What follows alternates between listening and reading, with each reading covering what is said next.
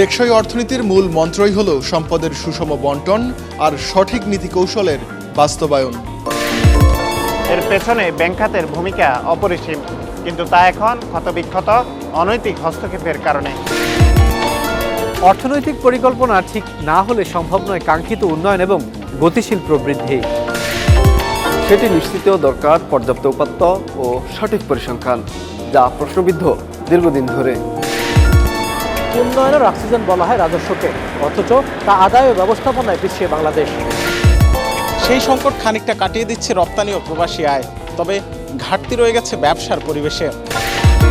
বাজার ব্যবস্থাপনা নিয়ে দীর্ঘদিনের অভিযোগ সাধারণ মানুষের, তবুও নিশ্চিত হয়নি সঠিক নজরদারি।